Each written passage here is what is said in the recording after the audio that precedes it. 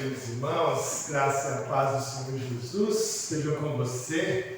Hoje nós temos o dia que é dia do Senhor, é o dia de servir a Ele com grande alegria, com grande louvor, né? E nós vamos nos declarar agora ao Senhor, declarar que nós estamos aqui para isso, louvando a Deus com o Salmo 96. Peço que você abra a sua Bíblia, Salmo 96.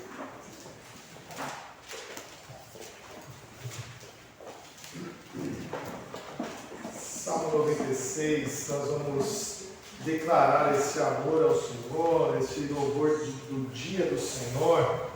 Vamos falar a Ele que esse é o dia que nós escolhemos para estar junto a Ele em louvor e adoração como igreja do Senhor Jesus.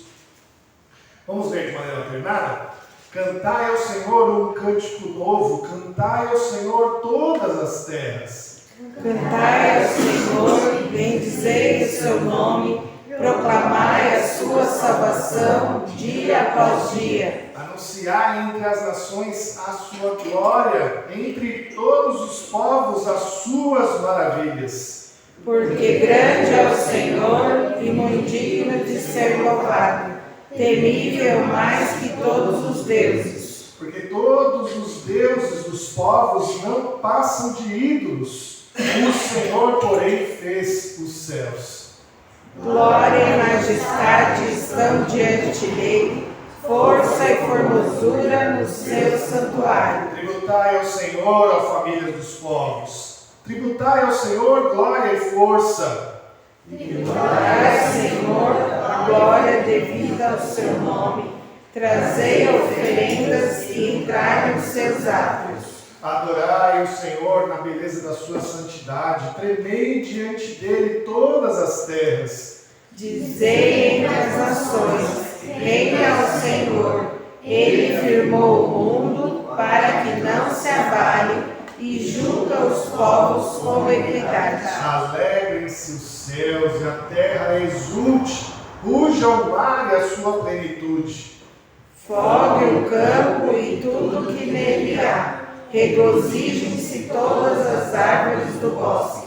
Na presença do Senhor, porque vem julgar a terra. Julgará o mundo com justiça e os povos consoante a sua fidelidade. Amém. Esse é o Deus que nós nos entregamos a adorar. Esse é o Deus que nós nos entregamos a servir. É um Deus que é bondoso, maravilhoso, misericordioso e justo.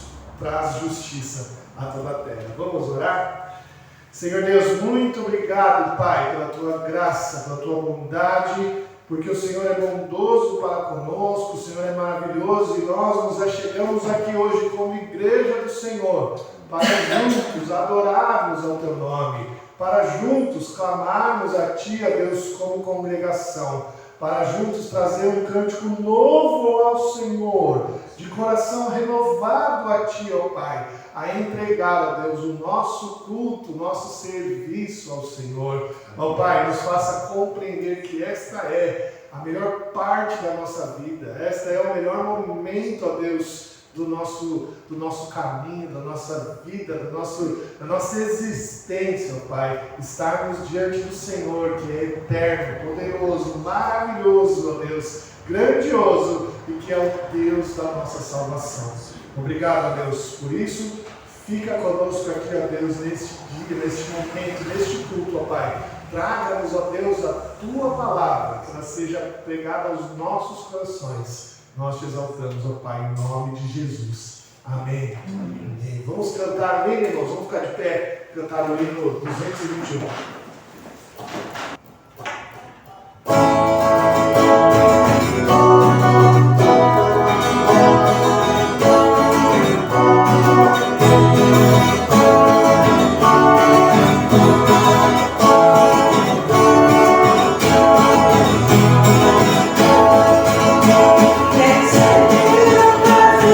Bênçãos e paz, filho de Deus.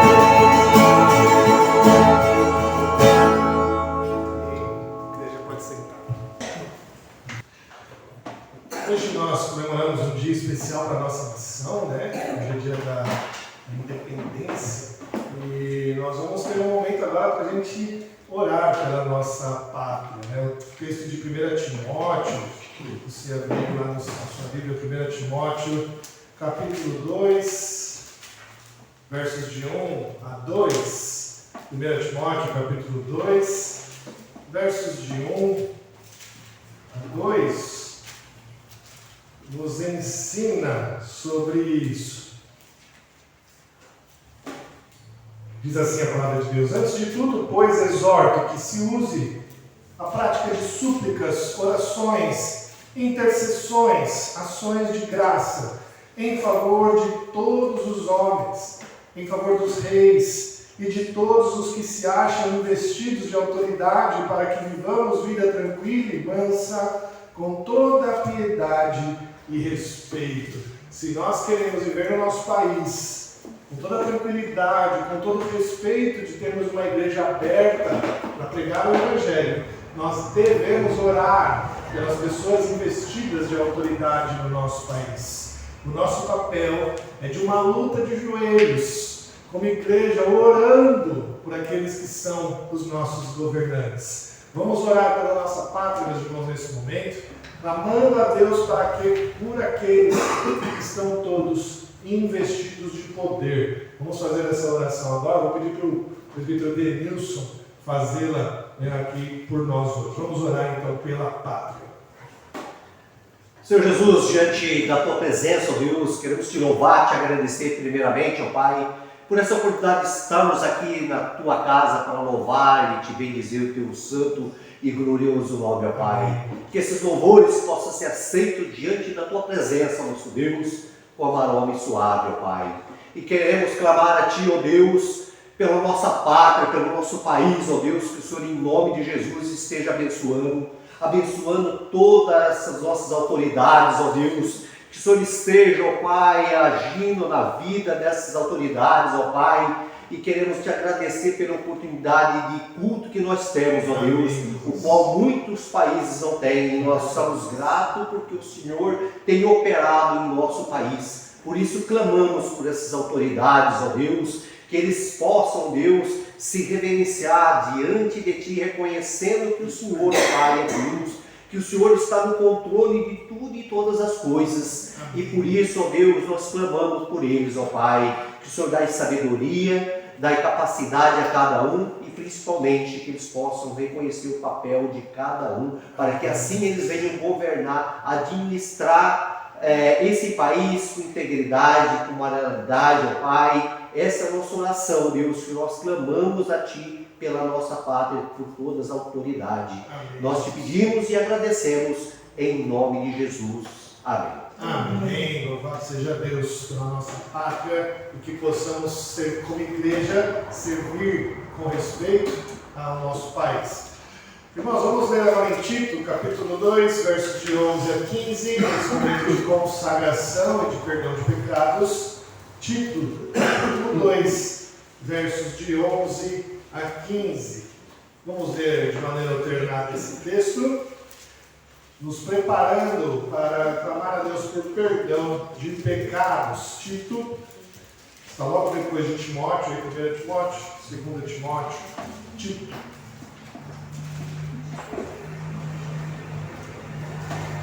Tito, capítulo 2, versos de 11 a 15.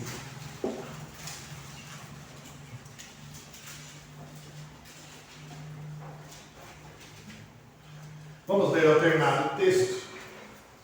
Diz assim, verso 11: porquanto a graça de Deus se manifestou salvadora a todos os homens, educando-nos para que, evitadas as impiedades e as paixões mundanas, vivamos no presente século sensata, justa e piedosamente, aguardando a bendita esperança e a manifestação da glória do nosso grande Deus e Salvador Cristo Jesus, o qual a si mesmo se deu por nós, a fim de remir-nos de toda iniquidade e purificar para si mesmo um povo exclusivamente seu, zeloso de boas obras. Dize estas coisas, exorta e repreende também com toda a autoridade. Ninguém te despreze. Então,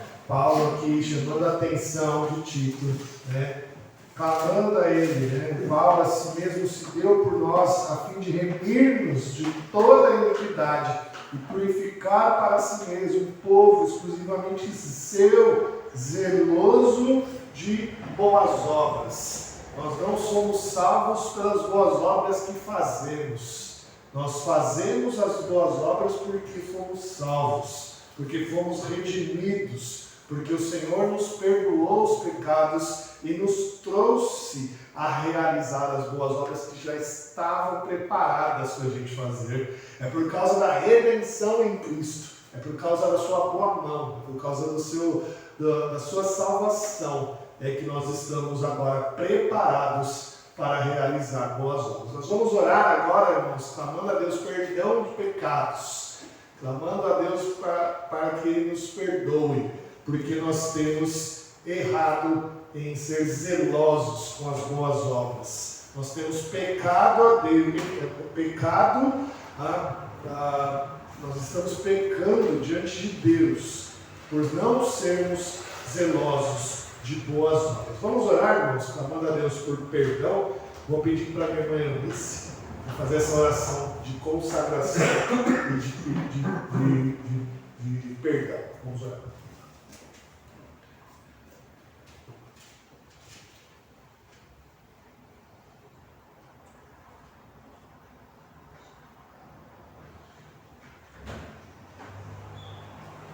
Senhor, nosso Deus, nosso Pai, que te amado, te louvamos e te agradecemos, ó Deus, pelo dia abençoado que tivemos, ó Pai, pela oportunidade que o Senhor nos concede estarmos na tua casa, Pai. Viemos aqui para te louvar, para te agradecer e te pedir, Senhor, que o Senhor trabalhe cada vez mais em nossas vidas, ó Deus. Senhor, coloque diante de ti, Senhor, os nossos pecados, os pecados da tua igreja, Pai. Que todos sejam perdoados, Senhor, que possamos ficar com nossos corações limpos, ó Deus, diante de ti, Pai. Para não transgredir contra a tua lei, ó Deus querido. Não transgredir contra os teus mandamentos, ó Pai.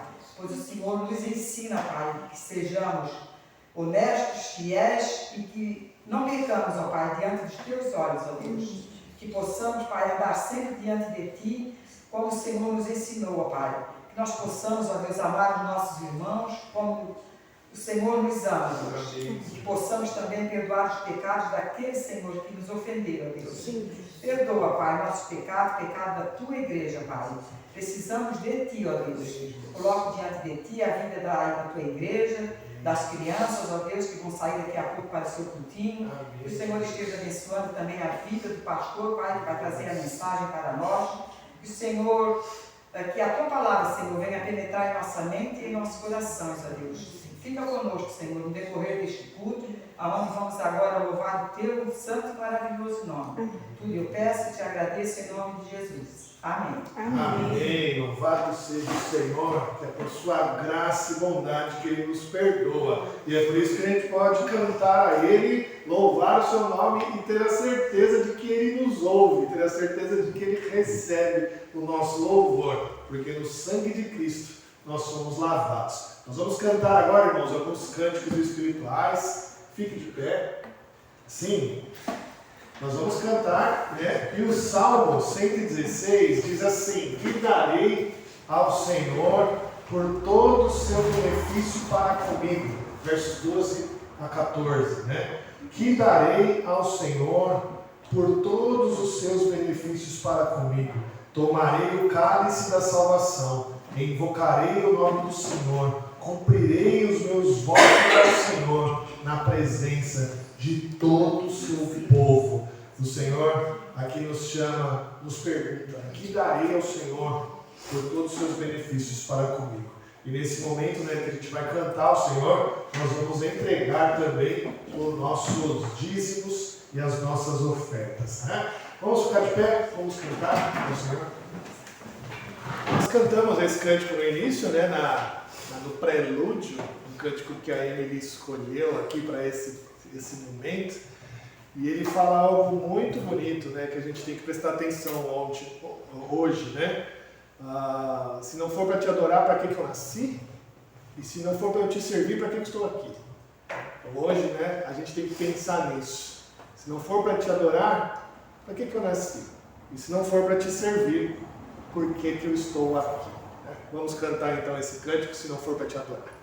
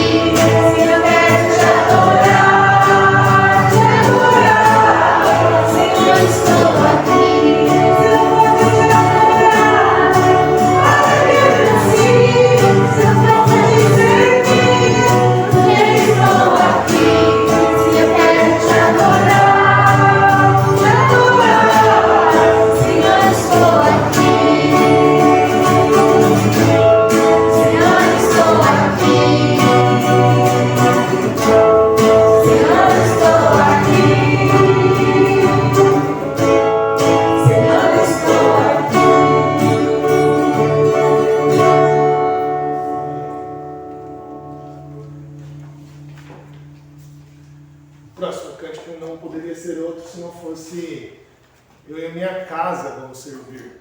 Não só eu sou chamado a servir ao Senhor, mas com todo o meu lar servir ao meu Deus. Então vamos cantar também eu e minha casa servimos.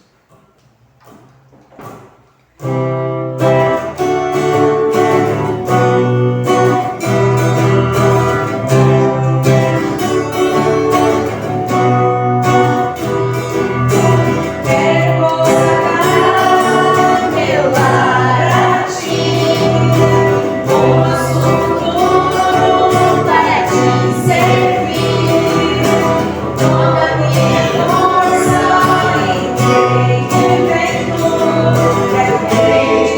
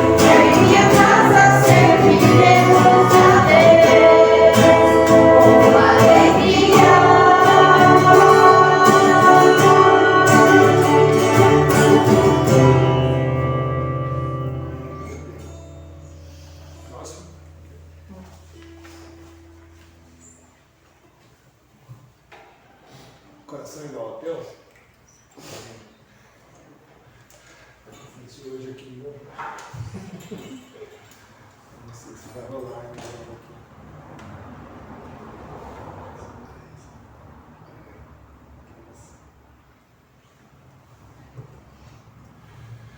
Diante do trono, cantou essa canção, Coração Igual ao Teu, da Ana Paula Valadão. Esse cântico aqui para nós, a gente refletir um pouco sobre o nosso coração onde está. Se realmente está no Senhor, se realmente está na entrega que nós devemos ter ao Senhor, ou se ainda estão nas coisas que temos para fazer. Né? Então vamos cantar esse cântico, né?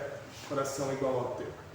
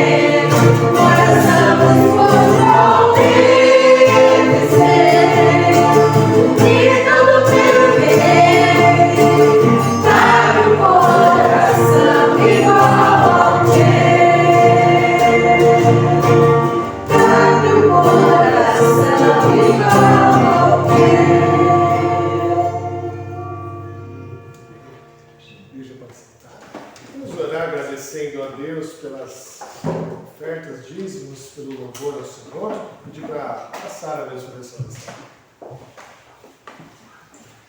Senhor Deus, Pai querido, obrigado, Pai, por mais este dia que estamos na Tua presença, para Te louvar e dizer o Teu nome. Te agradecemos, Senhor, por esses dízimos e ofertas depositados, ó Deus, na Tua casa, que sejam usados, ó Deus, unicamente para a honra e glória do Teu nome, para a expansão do Teu reino, ó Deus, porque devolvemos ao Senhor uma pequena parte de tudo que o Senhor nos dá, Pai. Nós Te agradecemos porque o Senhor tem nos sustentado, tem suprido as nossas necessidades, tem nos dado, Deus, muito além daquilo que necessitamos e precisamos, porque o Senhor é um Deus bom, um Deus generoso, ó Pai, e que possamos ter um coração igual ao Teu, Deus. Nos dê um coração generoso, um coração que saiba amar, ó Deus, o nosso irmão, e que o Senhor nos ajude, ó Deus, também a ter amor pela Tua obra, Pai. Nos ajude, ó Deus, a Te servir conforme a Tua vontade, o Teu querer, aquilo que o Senhor tem proposto aos nossos corações, ó Deus. Receba, ó Deus, este culto, estes louvores, ó Pai, em nome de Jesus que eu agradeço. Amém. Amém. Muito bem. Vamos trazer as crianças aqui.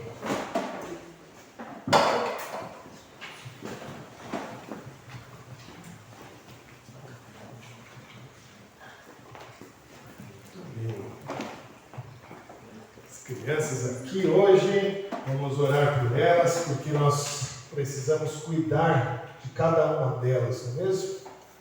Precisamos cuidar delas, pastorear os seus coraçõezinhos, amá-las, né? E servi-las como irmãs em Cristo. Né? Vamos orar? Pedir para a Adriele fazer essa oração para as crianças.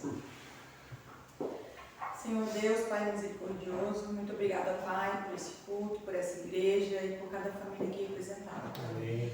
Agora, em especial, te pedimos pelas crianças, a Deus, que o Senhor possa estar preparando o coraçãozinho delas para receber a Tua palavra, que essa semente possa germinar, ó Pai, e nos dar muitos frutos, ó Deus. Abençoa a cada uma delas durante a semana, durante a escola, Pai, cada passo que elas forem dar, que elas saibam, ó Deus, que Tu estás cuidando delas, que elas possam falar de Ti também por aí, Pai. Essa é uma oração que eu peço e agradeço em nome de Jesus. Amém. Amém. Muito bem, pode ir lá. Muito bem, queridos, nós continuamos então em Marcos. Peço que você abra a sua Bíblia em Marcos capítulo 10, versos 32 a 45. O evangelista Marcos tem sido nosso alvo aqui, né, de sermão, de estudo já há um bom tempo. E muitas coisas temos aprendido com Marcos, né? Então, Marcos capítulo 10, versos 32 a 45. O tema é o serviço do cidadão do céu. O serviço do cidadão do céu. A palavra de Deus diz assim, em Marcos 10, 32 a 45. Estavam de caminho subindo para Jerusalém e Jesus ia adiante dos discípulos. Estes se admiravam e o seguiam tomados de apreensões.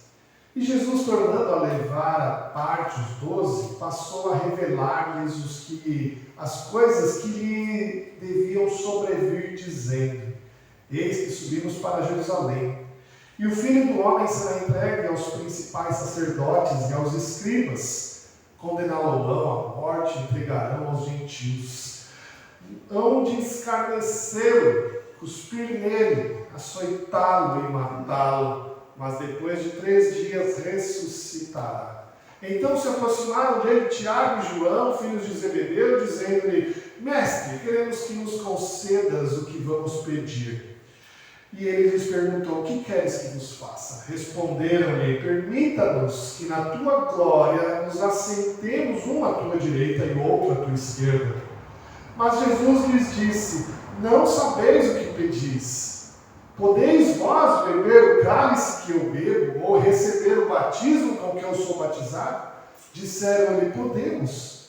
Tornou-lhes Jesus: Bebereis o cálice que eu bebo, e recebereis o batismo com que eu sou batizado. Quanto, porém, ao assentar-se à minha direita e à minha esquerda, não me compete concedê-lo, porque é para aqueles a quem está preparado.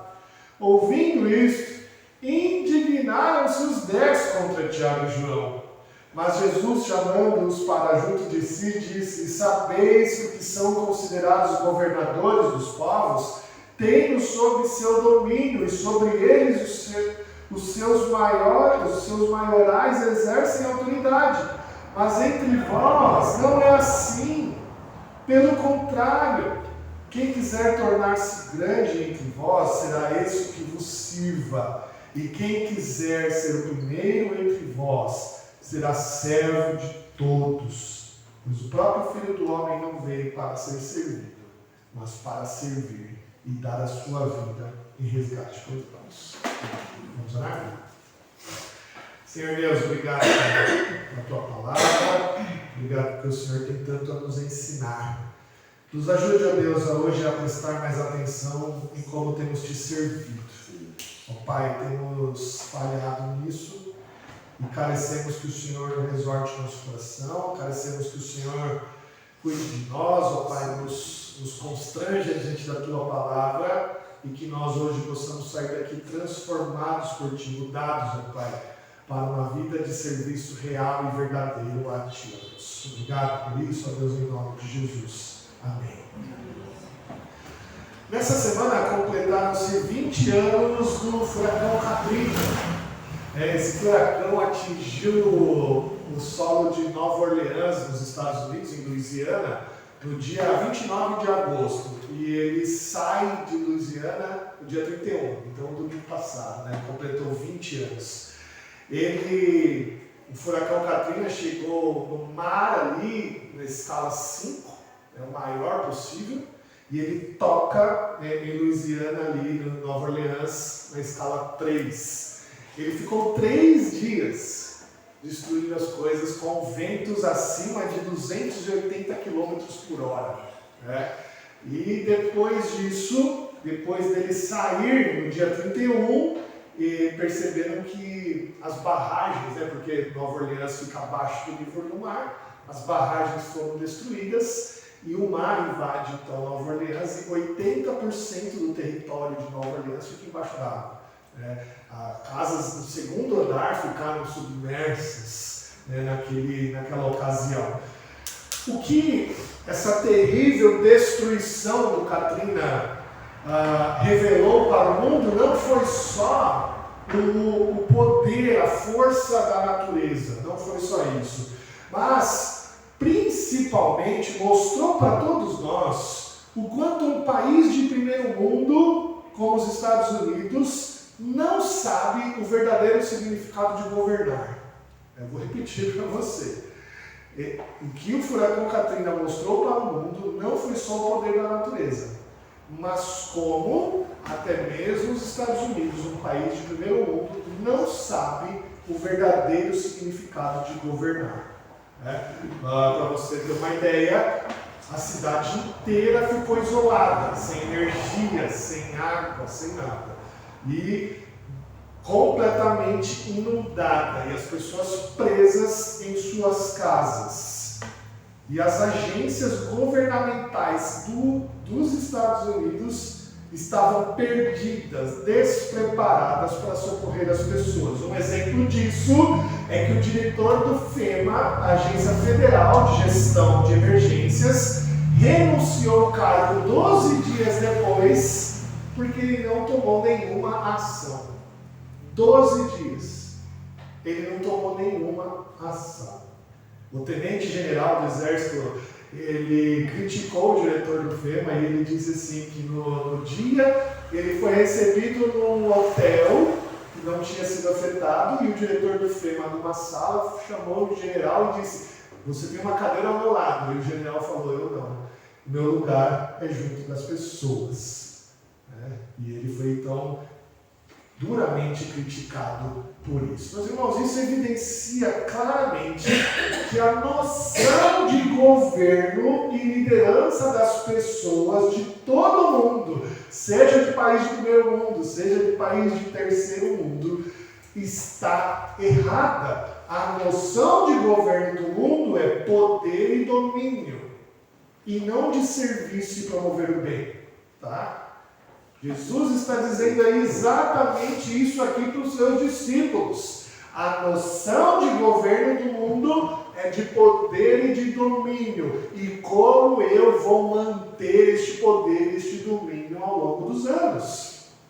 A palavra de Deus hoje quer nos ensinar, meus irmãos, que o conceito de governo e liderança do mundo é completamente diferente do nosso conceito de governo e liderança.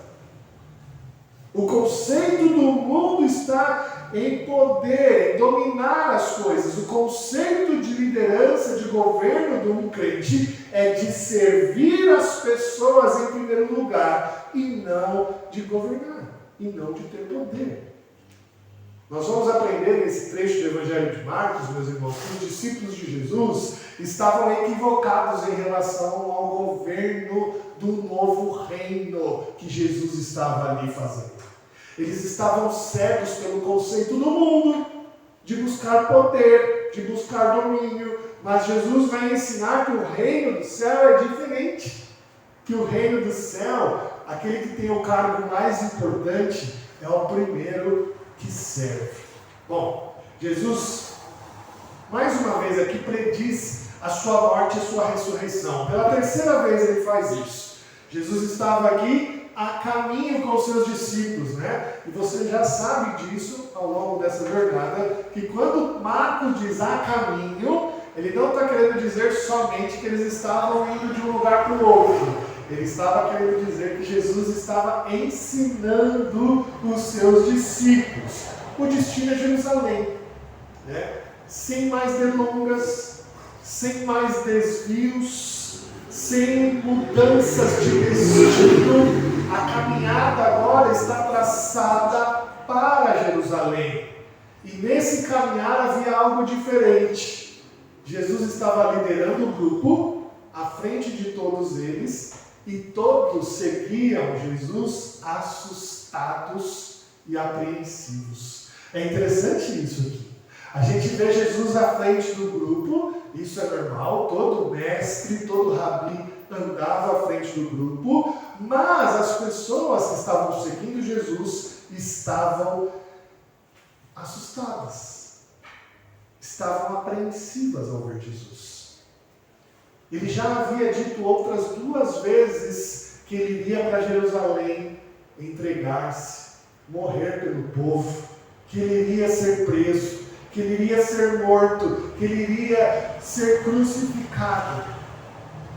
E quando as pessoas viam Jesus resoluto lá na frente, quando as pessoas viam Jesus que ele estava certo dessa sua decisão, de que ele não iria mais mudar de ideia, que ele não iria mais mudar o caminho, elas estavam assustadas, porque estava chegando a hora. A hora de Jesus ser preso estava chegando. A palavra traduzida aqui como admirados é melhor compreendida como apavorados. Por isso que o complemento é tomados de apreensão. Eles estavam completamente apavorados. O Mestre Jesus, ele iria agora para a cruz. Ele estava caminhando certo, resoluto, sem desvios, para a cruz do Calvário. Eles estavam vendo Jesus ir à frente para o lugar mais perigoso que ele poderia estar, onde as pessoas queriam de verdade prendê-lo. Mas o seu maior tremor é de ver que eles estavam indo se entregar. O povo estava apavorado, estava apreensivo, porque eles estavam vendo Jesus indo por vontade própria. Ele estava à frente do grupo. Ele não ia mudar mais de direção, ele não ia mais mudar de caminho. Ele estava agindo consciente do que ele passaria. E essa tomada de decisão de entrega assustava a todos. Todos olhavam para Jesus falando, como é que pode ele, por si mesmo, se entregar por nós? E Jesus, vendo que eles estavam ali aterrorizados, Jesus conhecia os seus corações. Ele separa os apóstolos da multidão, das pessoas que o seguiam, e ele revela pela terceira vez o que vai acontecer com ele quando ele entrar em Jerusalém. O Filho do Homem será entregue aos principais sacerdotes e aos escribas, condená-lo-ão à morte e o entregarão aos gentios. Assim como nas últimas 2 vezes que Jesus disse isso aos discípulos, ele revela que o responsável pela condenação de Jesus são os líderes religiosos de Jerusalém. Jesus fala, são eles mesmos, os sacerdotes, os escribas, os fariseus, eles, aqueles que lideram a religião judaica, seriam os responsáveis pela condenação de Jesus. Mas como os judeus não tinham poder para condenar ninguém à morte, porque eles eram dependentes de Roma, Jesus seria entregue então aos gentios. E aqui ele diz isso. Aqui ele deixa claro isso. Que quem iria condená-lo à morte são os escribas e os fariseus, mas quem iria executar Jesus são os romanos. E aqui ele já diz para os discípulos então que a sua morte seria de cruz, porque os romanos condenavam os judeus à cruz. Jesus deixa claro para os seus discípulos que ele seria crucificado. E ainda há detalhes terríveis aqui.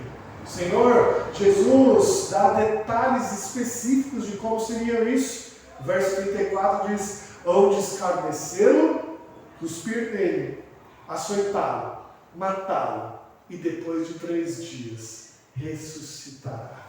Os discípulos não davam muito ouvido para esse ressuscitará. Parece que eles não entendiam o que isso significava.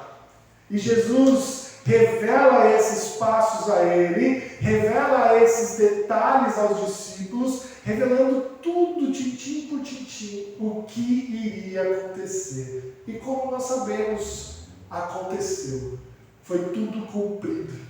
Eu acredito que essa fala de Jesus deixou os discípulos ainda mais assustados. Como é que pode? Sabendo que ele iria passar, sabendo que ele iria sofrer, ele mesmo estar à frente do grupo. Como é que pode? Por que ele não fugiu? Por que ele não abandonou tudo isso e se salvou? Porque, como João mesmo disse no seu Evangelho, no capítulo 13, verso 1, tendo amado os seus, ele os amou até o fim. Até o fim. O amor de Jesus pelos seus fez com que ele, por livre e espontânea vontade, se entregasse por nós. Ele se entregou. Ele deu a sua vida. Ele amou tanto os seus, que ele, sabendo que ia passar, ele foi à frente e seguiu. Depois dessa difícil conversa com seus discípulos, demonstrando o seu caminho, demonstrando o seu destino, o que ele sofreria, as dores que ele iria passar, o amor que ele tinha pelos seus, depois de tudo isso, Tiago e João, em um ímpeto de coragem, demonstrou ali que não entenderam nada. Tiago e João não entenderam nada do que Jesus havia dito. A coragem é impressionante de Tiago e João. Algo bem interessante aqui, tá? Por quê? Porque em Mateus, Mateus descreve essa cena também. E Mateus revela para nós que quem fez esse pedido para Jesus foi a mãe de Tiago e João.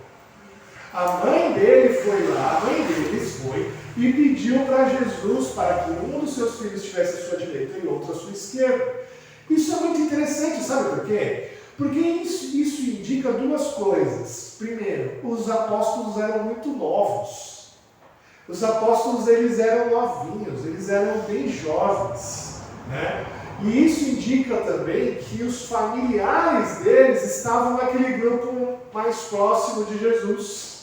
Então a mãe, o pai de Tiago e João estavam próximos a eles. E os apóstolos, eles ouviam muito, eles estavam muito próximos de seus pais e davam muita atenção a eles. Então, é verdade essa ideia de que os apóstolos eram jovens mesmo, bem jovens, né? Alguns dizem até adolescentes, mas eu não creio nisso. Creio em jovens mesmo, 20 e poucos anos, né? E nós conseguimos observar nas Escrituras também, além disso, que Jesus tinha os 12 apóstolos e 3 mais próximos dele. Pedro, Tiago e João. Pedro, Tiago e João, dos apóstolos, eram os mais próximos de Jesus. E como João mesmo diz o seu evangelho, João era o que ele mais amava, era o apóstolo amado de Jesus. Aparentemente, Pedro era o discípulo mais velho. Aparentemente, por quê? Já era casado, tinha uma sogra que Jesus salvou, não é mesmo? Tinha uma casa já, na qual Jesus ficava algum tempo. Pedro era o apóstolo mais velho e, por natureza, ele seria visto pelo grupo como líder, o mais velho, ao qual nós deveríamos respeitá-lo pela sua idade. Mas quando Jesus predisse a sua paixão pela primeira vez, lá em Marcos 8,31, Pedro foi impedir Jesus. Pedro chegou para Jesus e falou: Jesus, não faça isso. E Jesus disse o que para Pedro? Arreda Satanás. Jesus corrigiu a Pedro. Falou que não, isso não iria acontecer. Eu acredito que quando Tiago e João viram isso, o que eles pensaram? Dos mais próximos de Jesus são os 3. Pedro já tinha sido deixado de lado. Eles acharam que agora eles teriam a possibilidade, mesmo sendo novinhos, de serem os líderes do grupo. De serem aqueles que estavam ao lado direito e ao lado esquerdo de Jesus. Eles tinham tudo para ser os líderes agora em diante. Quando eles perceberam que Pedro tinha sido corrigido por Jesus, eles falaram: poxa, nós temos chances de ser líderes dos apóstolos. Pensa em coisa boa. Nós vamos ser agora respeitados. Nós vamos ser ouvidos. Nós vamos ser agora vistos como os braços direito e esquerdo de Jesus. Meus irmãos, eles estavam com isso na cabeça. E eles estavam chegando aonde? Eles estavam chegando em Israel, em Jerusalém. A cidade real. Eles estavam vendo que Jesus estava resoluto a ir para lá. Eles estavam vendo o que iria acontecer. Quando Jesus revelou o que passaria em Jerusalém, como que ele se autodirigiu? Olha lá, o Filho do Homem. Eis que subimos para Jerusalém e o Filho do Homem. Quando Jesus diz isso, os apóstolos lembraram da profecia de Daniel. Daniel, capítulo 7, verso 13 e 14, diz assim: eu estava olhando nas minhas visões de noite, e eis que vinha com as nuvens do céu, um como o Filho do Homem.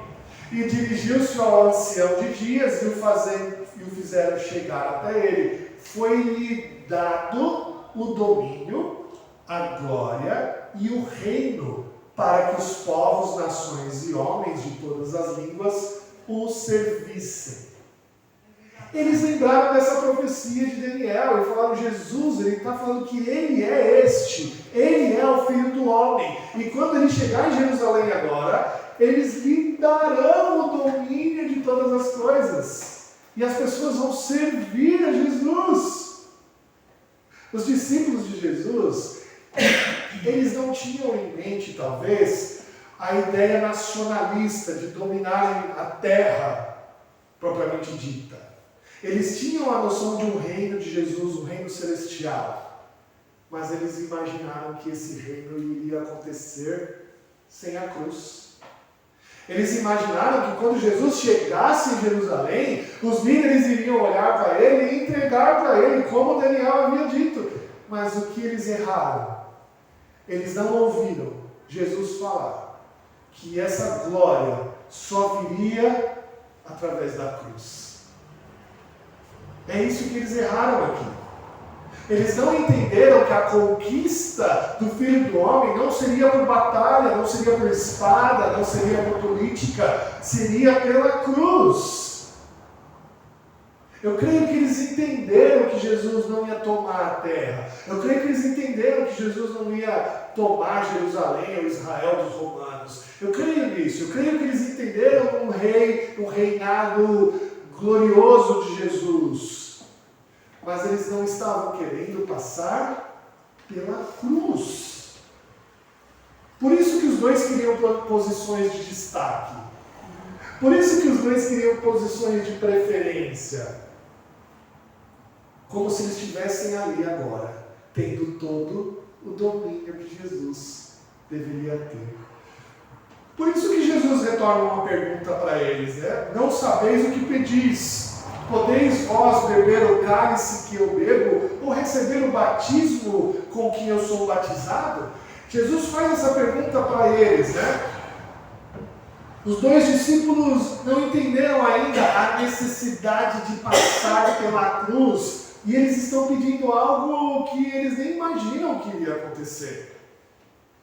Por muitos anos, os pastores, eles interpretaram essa frase de Jesus, essa pergunta de Jesus, como se ele estivesse falando sobre os sacramentos da igreja, né? O cálice da Santa Ceia e o batismo, né, por água. Mas não, meus irmãos. Na literatura bíblica, a gente sabe que beber do cálice não significa só participar da Santa Ceia. Beber do cálice significa experimentar de tudo que essa pessoa vai experimentar. É isso que significa beber do cálice. É por isso que quando os noivos se casam, né, eles têm uma cerimônia de tomar o cálice juntos. Entrelaçam os braços e bebem juntos. Essa cerimônia mostra que eles estão dispostos a experimentar tudo que está no cálice.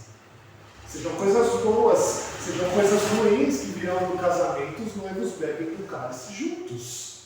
O que Jesus está falando para eles é: será que vocês têm coragem? Será que vocês vão conseguir tomar todo o cálice que há para eu tomar?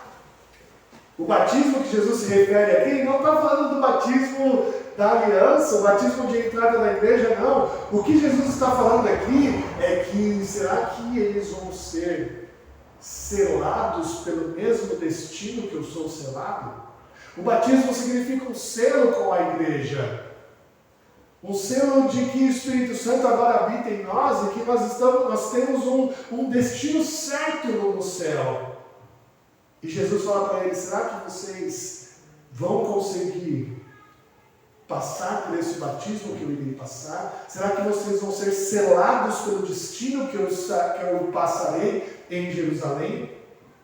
Assim a pergunta de Jesus é: vocês estão prontos para passar pelo que eu vou passar, no mesmo nível de dificuldade? A resposta dos discípulos foi o quê? Podemos. Ah, meus irmãos, uma grande profecia aqui para a vida deles. Uma grande profecia. Porque eles iriam passar pelo que Jesus passou. Tiago foi martirizado, como Lucas relata lá em Atos, pela espada de Herodes.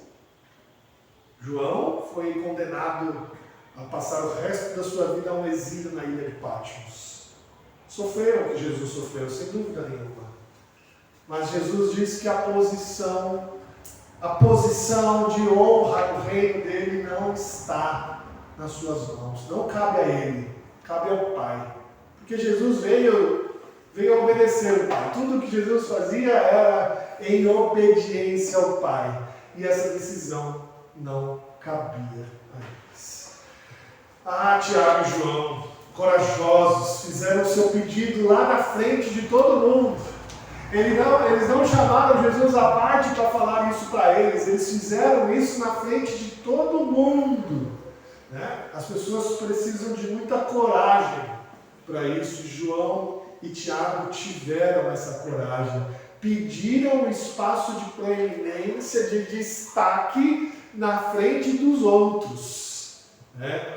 E os 10 ficaram completamente indignados. Verso 41 diz: ouvindo isso, indignaram-se os 10 contra Tiago e João.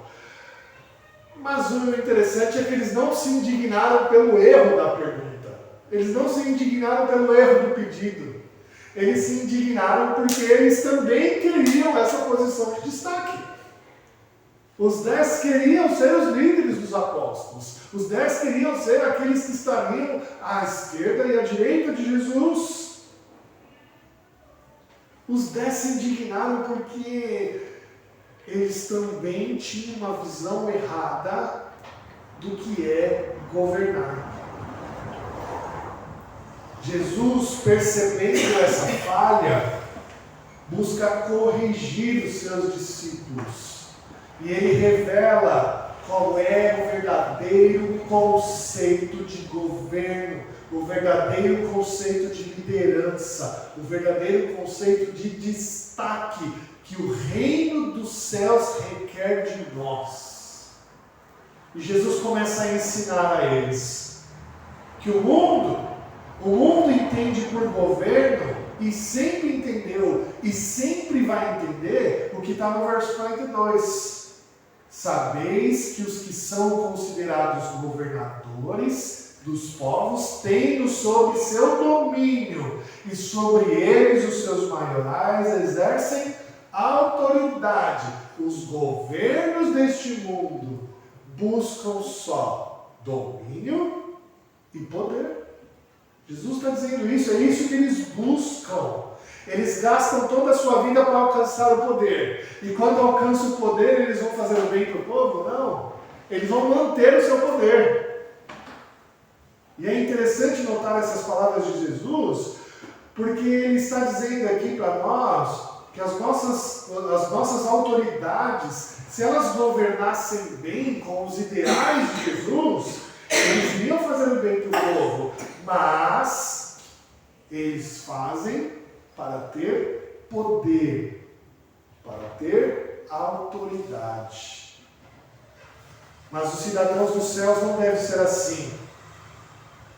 Para aqueles que são redimidos pelo sangue de Cristo, não devem agir assim. Aqueles que o Senhor Jesus veio salvar, esses devem ter uma visão diferente de governo e de liderança. E Jesus nos ensina no verso 43, mas entre vós não é assim. Pelo contrário, quem quiser tornar-se grande entre vós, será esse o que vos sirva. E quem quiser ser o primeiro entre vós, será servo de todos. Jesus está ensinando que a grandeza no seu reino, que aquele que tem o cargo principal no seu reino, vive uma vida de autodoação. Autodoação no derramar do serviço a Cristo, no serviço aos outros, para a glória de Deus. Eu agora sirvo aos meus irmãos de todo o meu coração, com tudo que eu sou, para a glória de Deus. Ser grande para Jesus é amar o próximo. Aqui Jesus inverte o conceito do mundo. Para o mundo, meus irmãos, governar é estar no topo da pirâmide, onde todos embaixo me servem e eu tenho poder em todos. Para o cristão, é a pirâmide invertida. Eu estou embaixo, todos estão em cima de mim e eu sirvo a todos. Lembrando aqui, queridos, que no texto grego existem duas palavras para servir. Uma delas é diácono. A palavra diácono quer dizer aquele que serve. E a outra palavra, que é a palavra que está aqui, é doulos. Doulos. E a palavra doulos é melhor traduzida por escravo. Escravo é a palavra aqui.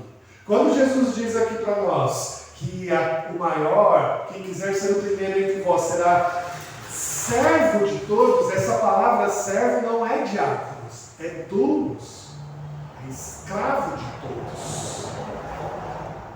Palavra utilizada por Jesus para aqueles que querem ser o primeiro no seu reino, aqueles que querem ter destaque no seu reino, é que seja servo, escravo uns dos outros. É por isso que Jesus deixou o seu próprio exemplo aqui.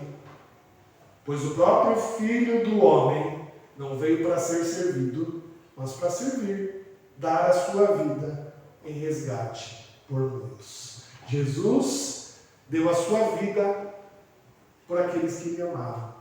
Entregou a sua vida de livre e espontânea vontade. Entregou a sua vida àquelas autoridades religiosas que condenaram ele à morte, e a morte foi conduzida pelos romanos à cruz. Não só a cruz foi a entrega de Jesus, não ache isso. Não foi só a morte de Jesus que mostrou o seu amor por nós. Não foi só a morte de Jesus que mostrou a sua entrega por nós. Foi toda a vida de Jesus. Lembre-se, aquele que estava na glória com o Pai, desceu, se humilhou, fez-se homem entre nós, viveu a nossa vida, sem glória nenhuma. Foi ultrajado, foi morto, foi cuspido, foi esbofeteado. Aquele que tem toda a glória de Deus subiu a cruz por nós. Jesus veio dar a sua vida em resgate de muitos, não de todos, perceba aqui, mas daqueles eleitos, separados por Ele, daqueles que o Pai amava. Ele se entregou totalmente até o final, e isso tornou-se exemplo para todos nós, para todos aqueles que fazem parte do seu reino, e agora são chamados a viver neste reino. Nós somos chamados a servir. Servir. Meus irmãos, quando eu vi a história, quando eu revi a história do furacão Katrina, eu não imaginava quanto que as pessoas estavam equivocadas com relação ao governo. Eu não imaginava quanto elas estavam equivocadas com relação ao conceito de governo. Além de me assustar com a história do diretor da FEMA, que pediu renúncia por 12 dias, eu me assustei ainda com a história do prefeito de Nova Orleans, que foi preso 10 anos depois por corrupção. Corrupção no período do furacão. Meu Deus! Ele se chamava Ray Nagin, prefeito de Nova Orleans, foi condenado à prisão por corrupção que aconteceu antes e durante o furacão. Meus irmãos, o conceito humano de servir as pessoas está completamente errado. As pessoas querem servir para ter poder e autoridade. Jesus disse isso há tanto tempo, né? E a gente não consegue enxergar. Mas a pergunta que a gente deve fazer para nós aqui é: como que eu tenho servido ao meu Senhor? Como que eu tenho servido ao meu irmão neste reino que eu faço parte? Como que eu tenho sido um servo de Deus no reino de Jesus, no reino que Ele colocou para eu viver? Será que eu estou pensando como Tiago e João? Será que eu estou pensando como Tiago e João, querendo destaque? Meu irmão, eu vou te falar uma coisa. Se você não está pensando em servir, você está pensando igual Tiago e João. Se você está querendo ser servido e não servir, você está pensando como Tiago e João. Se você está vivendo no reino de Deus, se você crê que você faz parte deste reino que Jesus já inaugurou, e se você está andando neste reino, achando que as pessoas vão te servir, você está agindo igual a Tiago e João. Mas eu vou te lembrar, eles eram novinhos. Tadinhos. Eles eram muito novinhos. A mãe deles foi pedir para Jesus: você já é mais maduro. Se você acha que você está aqui para ser servido, você está agindo igual a Tiago e João. Meu irmão querido, você precisa encontrar uma forma de agir, de servir, de ser servo dos seus irmãos. E para isso você precisa conhecer os seus irmãos. Você precisa saber as necessidades deles. Você precisa falar com eles. Você precisa buscar a eles. Você precisa perguntar a eles: o que eu posso fazer para te servir? Não dá para servir os seus irmãos sem conhecê-los. Não dá para servir seus irmãos sem amá-los. E isso dá trabalho. Porque senão não seria servir. Seria ser servido. Curve-se diante de Deus. Abra seu coração a Ele. Fala para Ele: Senhor, eu quero te servir da melhor maneira possível. Eu quero ser um servo fiel ao Senhor. Senhor, me ajuda a servir meus irmãos. Me ajuda a servi-lo. Me ajuda a me colocar à disposição deles. Me ajuda a conhecer mais a eles. Me ajuda a amar mais os meus irmãos. E o Senhor Jesus, o Rei deste reino, o Rei maravilhoso, que não veio para ser servido, mas veio para servir, nos é um grande exemplo disso. Que amou tantos seus, que amou até a morte, até o final. Que a gente possa amar os nossos irmãos também, até o final. Que Deus nos abençoe. Amém. Vamos passar então para a Santa Ceia do Senhor. Vamos nos preparar para tomarmos juntos a ceia do Senhor.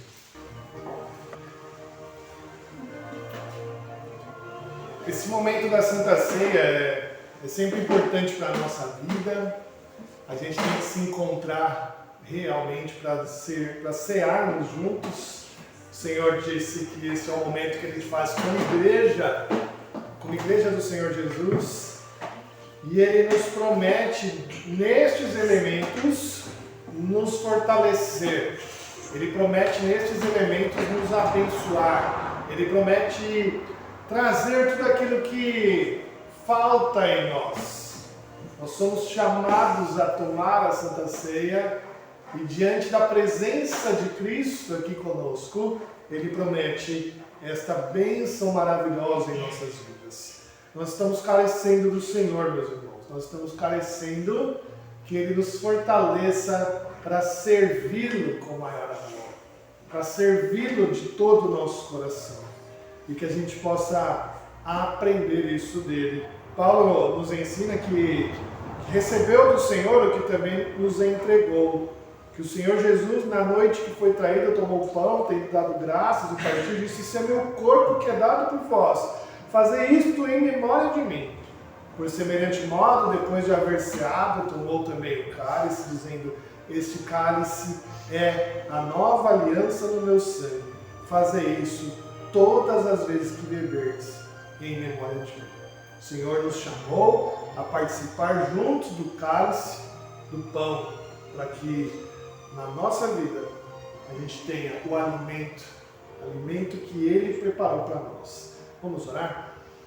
Senhor Deus, querido Pai, obrigado a Deus por podermos hoje mais uma vez participar da Santa Ceia do Senhor e sermos alimentados pelo Senhor, ó Deus. Ó Pai, nós te pedimos que o Senhor, através da Tua santa presença, ó Deus, neste local, o Senhor possa nos alimentar, nos ajudar, ó Deus, a sermos servos, ó Deus, que saibam o conceito correto de servir, de governar a igreja, de governar o reino que o Senhor inaugurou, e que nós possamos, ó Deus, através dos nossos dons, dos nossos talentos, te servir, ó Pai, com todo amor, com o amor que nós temos entre os nossos irmãos, e com todo o coração, com todo o nosso ser, ó Deus, aqueles que são chamados a congregar conosco, aqueles que são os nossos irmãos em Cristo Jesus, ó Pai. Senhor, nos ajuda, ó Pai, nos dê forças, nos dê o alimento necessário para que a gente possa ser, ó Deus, cuidado por Ti, para que a gente possa servir os nossos irmãos como vasos de bênção. Obrigado, ó Pai, nós separamos esses elementos agora do uso comum para o uso sagrado da Santa Ceia do Senhor, e que o Senhor assim nos alimente, em nome de Jesus. Amém. Amém. Você que está em plena comunhão com a igreja está convidado a participar conosco da Santa Ceia. Vamos ficar de pé?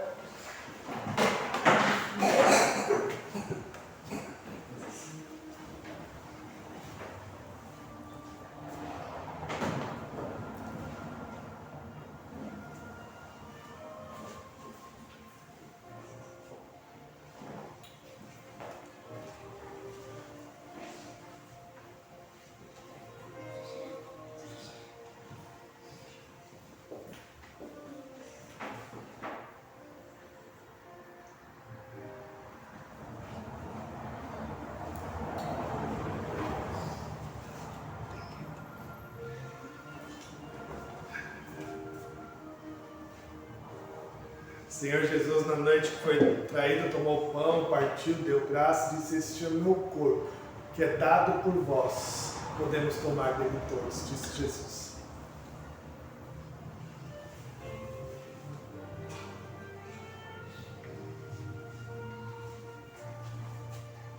Você que tomou do pão também é convidado a tomar da ceia.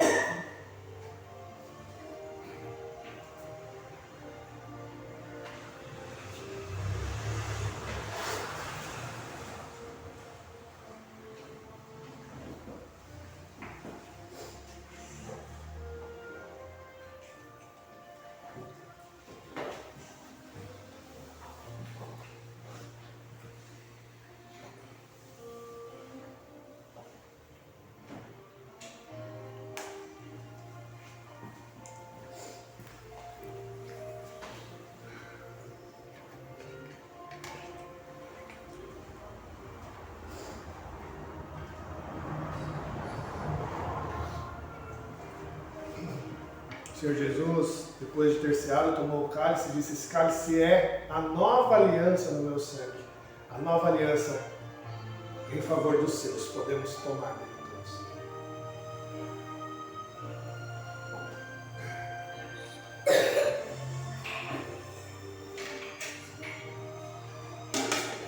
Vamos ficar de pé todos, vamos cantar mais um hino ao Senhor.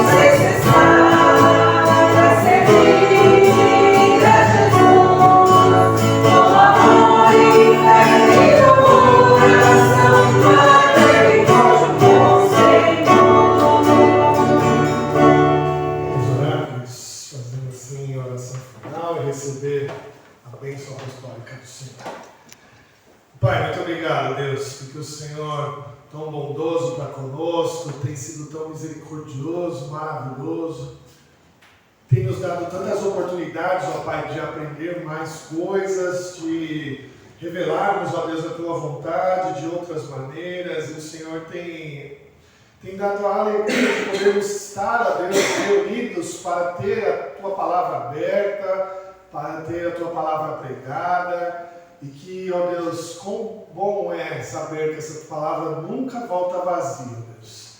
Que o Senhor possa encontrar corações com um terreno fértil, querendo, ó Deus, dar frutos, e que o Senhor, ó Deus, possa fazer de nós, ó Deus, como igreja, ó Deus, uma igreja forte, servil, ó Deus, uma igreja que sirva ao Senhor de todo o coração, de tudo que nós somos, ó Pai. Nos ajude, ó Deus, a termos esse conceito correto, para que o Senhor possa ser louvado, ó Deus, para que o Senhor possa ser glorificado com todo o nosso serviço aqui, ó Deus. Ó Pai, nós pedimos ao Senhor pela nossa comunidade, pela nossa igreja, hoje principalmente pela Edjane, seus familiares, ó Deus, que estão de luto, que o Senhor possa consolar ali, ó Deus, toda a família. Ó Deus, obrigado pelo conforto de saber, ó Deus, que o Seu Lemuel está no Senhor e que possamos nos encontrar, ó Deus, quando estivermos juntos contigo, ó Deus, no novo céu e na nova terra. Obrigado, ó Deus, pelos nossos irmãos que estão enfermos, que passaram por cirurgias essa semana, a Rose, ó Pai, que está bem, a Emily, ó Deus, que também está bem, ó Deus, obrigado, porque isso tem sido uma bênção para a nossa comunidade, ó Pai. Cuida dos nossos irmãos que estão passando por dilemas, ó Deus, aqui os nossos irmãos estão passando por dificuldades, que o Senhor possa, ó Deus, consolá-los, possa tratá-los, possa cuidar, ó Deus, das nossas famílias. Obrigado, ó Deus, por este culto, que servimos ao Senhor, ó Deus, de todo o nosso coração, que o Senhor possa recebê-lo no seu alto e sublime trono, ó Deus, com uma aroma suave. Nós te louvamos, te bendizemos em nome de Jesus. Amém. Querida família de Deus, aqui reunida, ide em paz. Ide em paz. Que o Senhor Deus, o Deus da aliança, ilumine o seu caminho. E que o amor do Pai, a graça do nosso Senhor Jesus Cristo e a consolação do Espírito Santo de Deus esteja com você hoje e para todos sempre. Amém. Amém. Amém.